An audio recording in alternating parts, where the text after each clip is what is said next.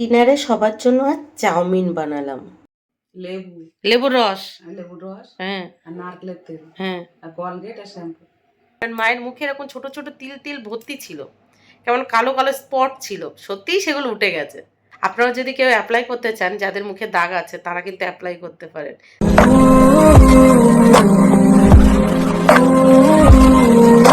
Good morning দুষ্টু। কোথায় যাচ্ছ তুমি? স্কুলে যাচ্ছ?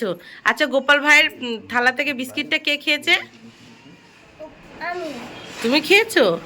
তাই? আচ্ছা চলো, টাটা। ওঠো ওঠো নন্দলাল, চেয়ে দেখো হলো সকাল, গোষ্ঠী নিয়ে যাবে দেনুর পাল। এর থেকে বেশি আর গান গাইলাম না, কারণ এর থেকে বেশি যদি আমি আর গান গাই তাহলে আপনারা যারা ভিডিওটা দেখছেন ভিডিওটা না দেখেই পালিয়ে যাবেন। তো যাই হোক, গোপাল সোনার দিদিকে স্কুলে ছেড়ে এই যে গোপাল সোনাকে আদর করে ঘুম থেকে তুলে সিংহাসনে বসিয়ে দিলাম। এবার চলুন আসছি আপনাদের সামনে। সকাল 9টার সময় ঘুম থেকে উঠে সকাল 7টার মধ্যে দুষ্টুকে স্কুলের জন্য রেডি করে স্কুলের জন্য ছেড়ে দিয়েছি। বুঝতে পারছেন? 9টার সময় ঘুম থেকে উঠে 7টার মধ্যে দুষ্টু স্কুলে বেরিয়ে গেছে।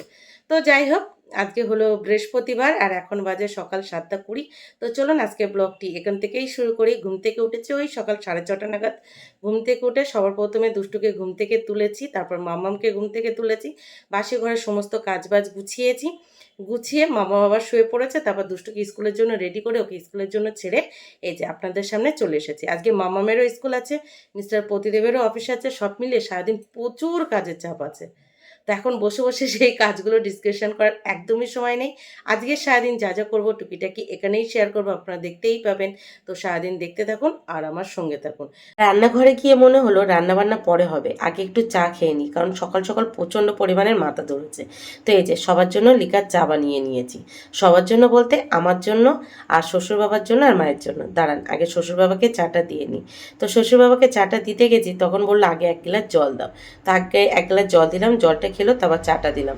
এবার চলুন মাকে চাটা দিয়ে আসি, তারপর নিরিবিলি আমিও চাটা খাবো, তারপর সবজিগুলো কেটে দেবো, মানে যা যা রান্না হবে। তারপর মা ঝটপট রান্নাগুলো করে নেবে। আর মা যে কদিন আছে আমি মাকে বলেছি তুমি রান্না করো, কারণ তোমার হাতে রান্না খেতে আমি খুব পছন্দ করি। তো মা বলে দিচ্ছিল কী কী সবজি কাটবো আর কি। তো এই যে ঝটপট করে সবজি কেটে নিয়েছি। আর এদিকে মিস্টার প্রতিদেব দুষ্টকে স্কুলে ছেড়ে বাড়ি ফেরার পথে মাছ নিয়েও চলে এসেছে। আজকে রান্না হবে লাল ডাঁটা শাক, আর এখানে আছে উচ্ছে, পটল, কাঁকরোল, আর এই ভেন্ডিগুলোও ধুয়ে নিয়েছি। সব একসাথে কুচিয়ে দেবো, মা ভাজা করে দেবে। আর পাশাপাশি ওল কেটে নিয়েছি, ওল আর আলু দিয়ে মাছের তরকারি হবে। আর এদিকে দেখুন মিস্টার প্রতিদেব আজকে 2 রকমের মাছ এনেছে। তেলাপিয়া মাছ এনেছে, আর এই মাছগুলোকে কি বলে কি জানি। তো এই মাছ সব মিলিয়ে একসাথে রান্না হবে।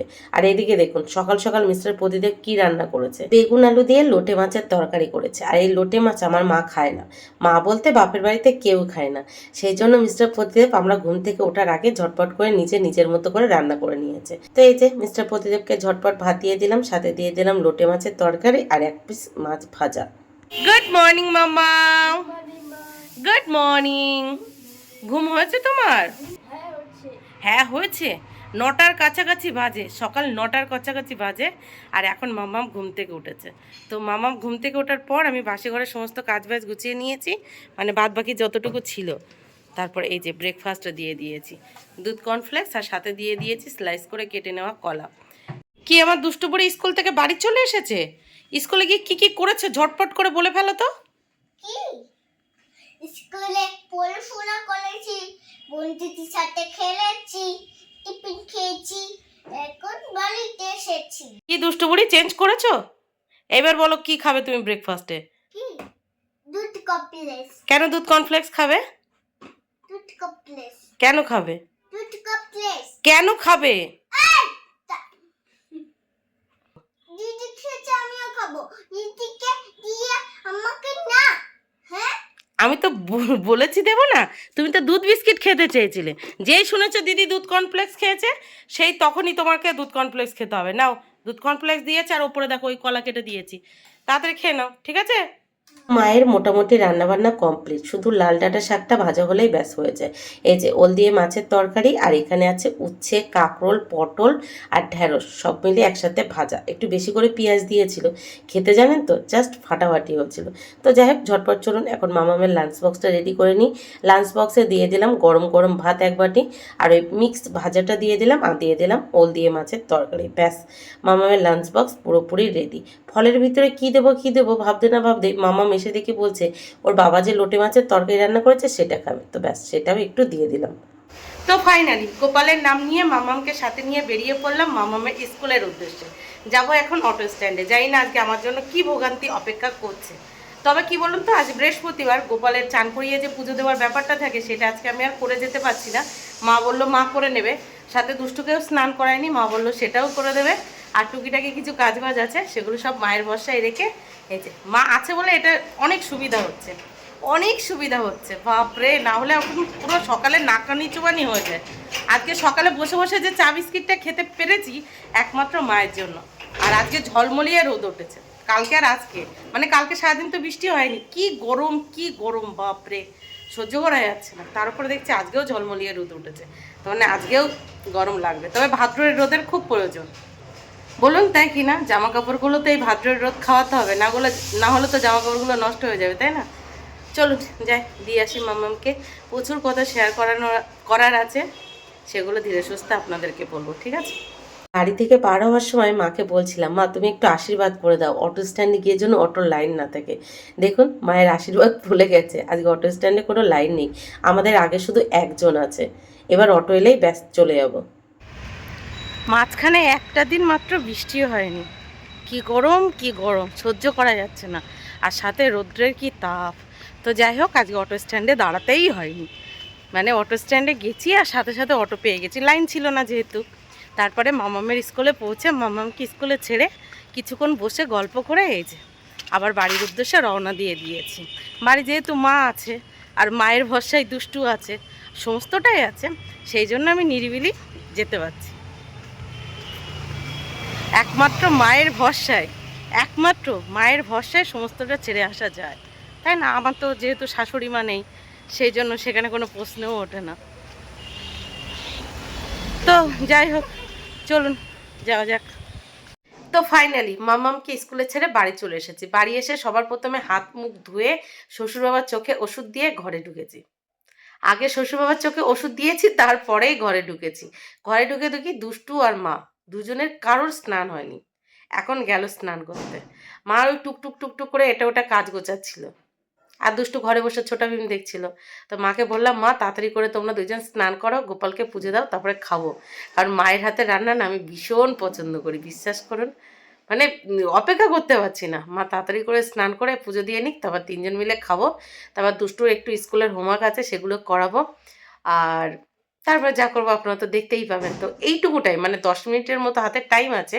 তো আমার কিছু ফেসবুকের জন্য শর্ট ভিডিও বানানোর আছে, তো সেটা এখন বানিয়ে নেবো, সেই জন্য আর চেঞ্জ করবো না। আর এই জামাটা তো মাঝে মাঝে আমি ঘরে এমনিই পরে থাকি, তো ভাবলাম আজকে আর চেঞ্জ করার দরকার নেই, এই জামাটাই পরে থাকি, তাই না? মা আছে বলে কত কাজ আমাকে করতে হচ্ছে না, মা সমস্তটা পুরো সামলে নিচ্ছে। বাবা, আর আমার যে কী যে ঘুম পাচ্ছে, জন্মাষ্টমীর দিন প্রায় সারা রাত জাগা, সেই ঘুমটা মানে পরপর, কালকেও ঘুমিয়েছি, তার আগের দিন ঘুমিয়েছি, তারপরেও ঘুম পোষাচ্ছে না, তারপরেও ঘুমিয়ে হচ্ছে না আর কি, মনে হচ্ছে ঘুমাই ঘুমাই ঘুমাই এরকম আর কি। তো চলো, আজকে জানি না ঘুমানোর টাইম হবে কি না, তো যতক্ষণ হাতে টাইম আছে ঝটপট করে আমার শর্ট ভিডিও দুটো করে নিই, ঠিক আছে? তো স্নান করতে যাওনি, কি মাখছো মুখে এটা? কলগেট আর লেবু, নারকেলের তেল আর শ্যাম্পু। মাখলে কি হবে?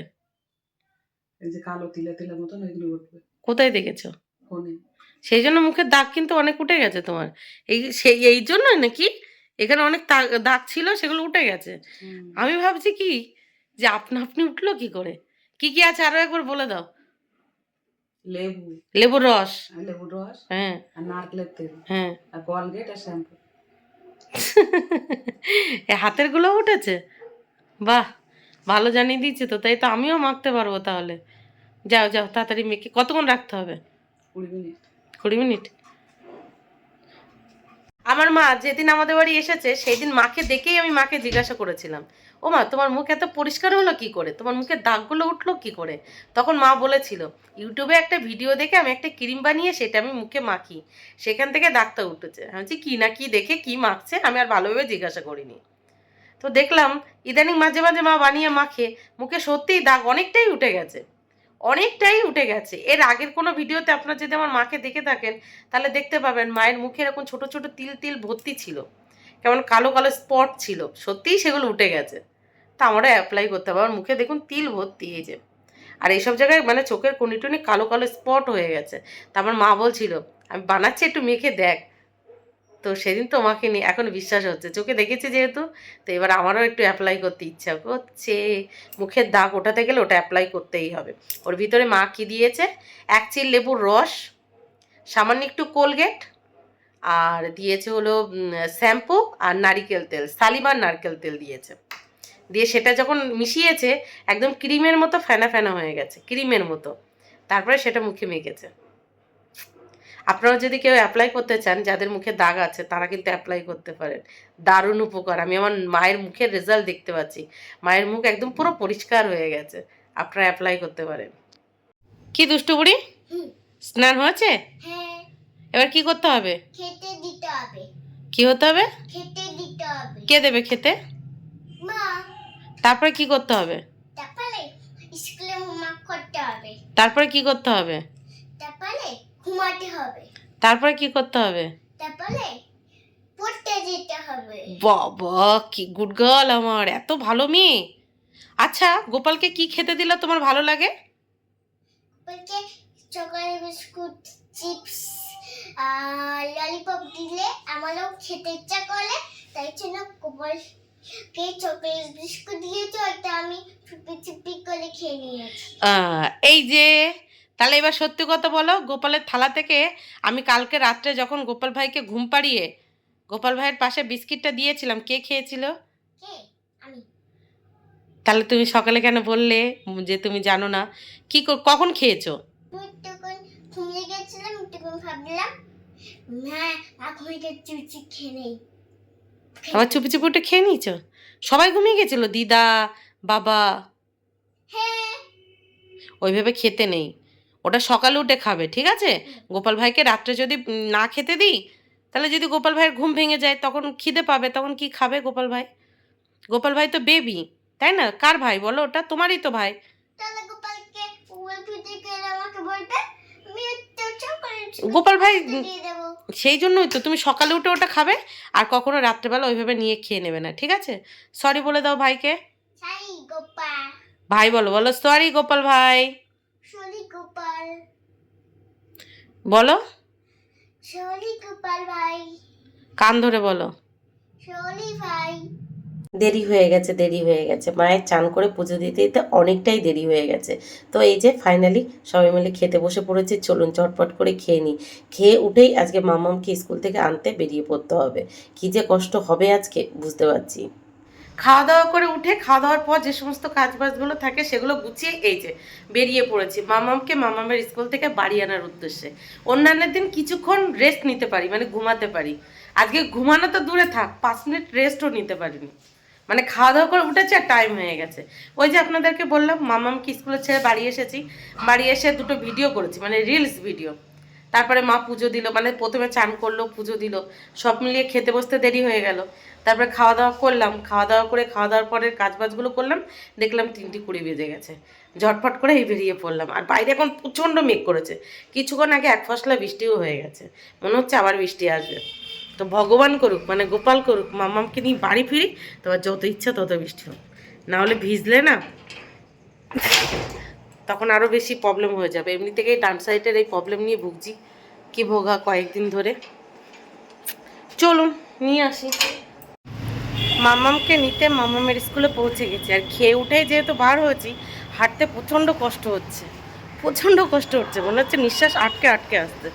তো বাড়ির সামনে থেকেই অটো পেয়ে গেছিলাম, অটো ধরে বেহালা থানা থেকেই হাঁটা পথ 10 মিনিট লাগে, সেখানে 20 মিনিট লেগে গেছে। খেয়ে উঠেই হাঁটতে পারছি না, নিঃশ্বাস আটকে আটকে আসতে। তো যাই হোক চলো নিয়ে আসি। গুড আফটারনুন মামা। Good afternoon. এই যে মাম্মামকে নিয়ে সাথে সাথে বেরিয়ে পড়েছি। চলুন যাওয়া যাক, প্রচণ্ড মেঘ করে আছে, কখন না আবার ঝমঝমিয়ে শুরু হয়ে যায় বলা তো যায় না।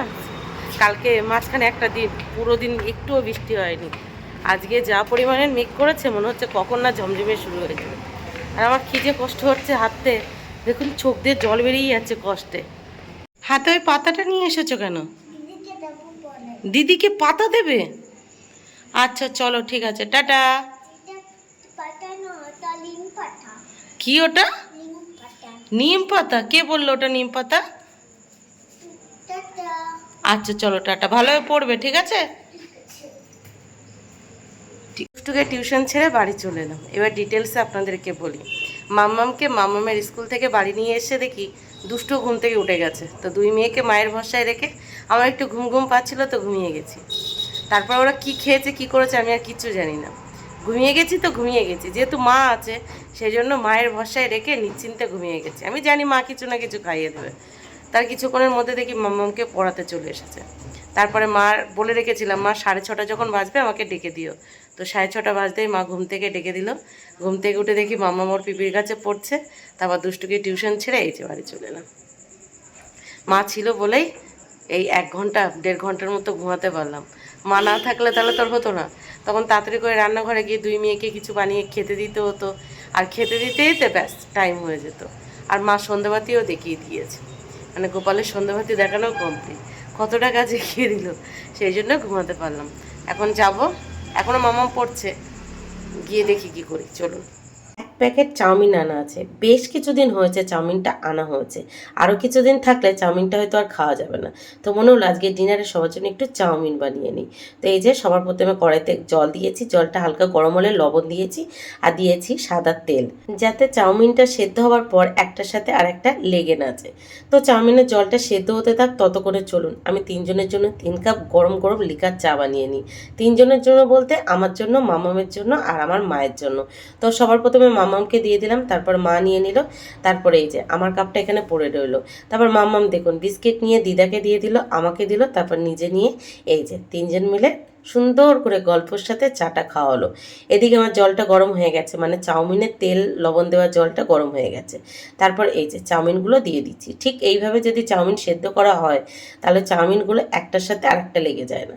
এর আগে একদিন চাউমিন আমি যখন রান্না করেছিলাম অনেকে আমাকে কমেন্ট করেছিলেন যে দিদি চাউমিনটা কিভাবে বানান, আমাকে একটু রেসিপিটা শেয়ার করবেন। মনে হলো আজকে আপনাদেরকে শেয়ার করে দিই। প্রতিদিন যেভাবে বানাই আজকেও সেইভাবে বানাচ্ছি, তবে অন্যান্য দিন একটু বেশি করে ভেজিটেবলস দিই। আজকে তেমন ভেজিটেবলস আর ঘরে ছিল না, ওই যতটুকু ছিল ততটুকু দিয়েই আজকে চাউমিনটা রান্না হবে।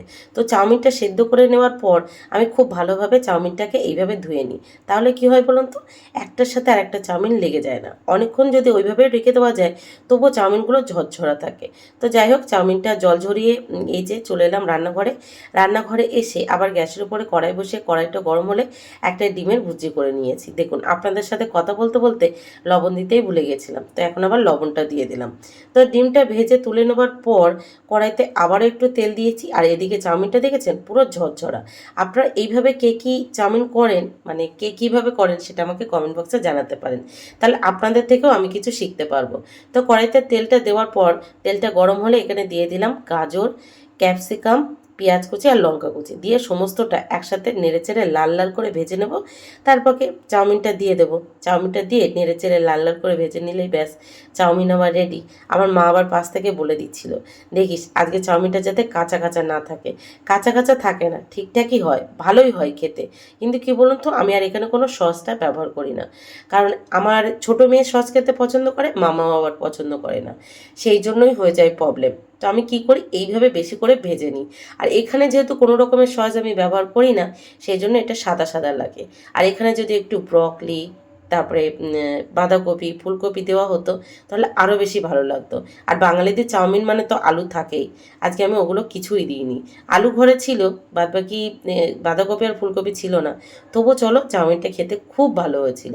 দুই মেয়ে, মা, মিস্টার প্রতিদেব সবারই খুব পছন্দ হয়ে গেছিলো।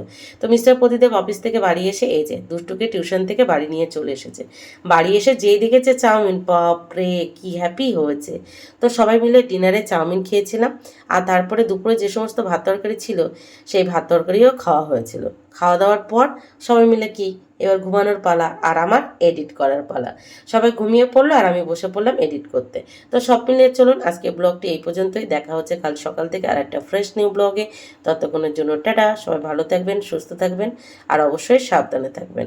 এখন রাত্রে 2:30 বাজে আর এখন বসে বসে আমি ভয়েস ওভার দিচ্ছি, বলুন ভাবা যায়?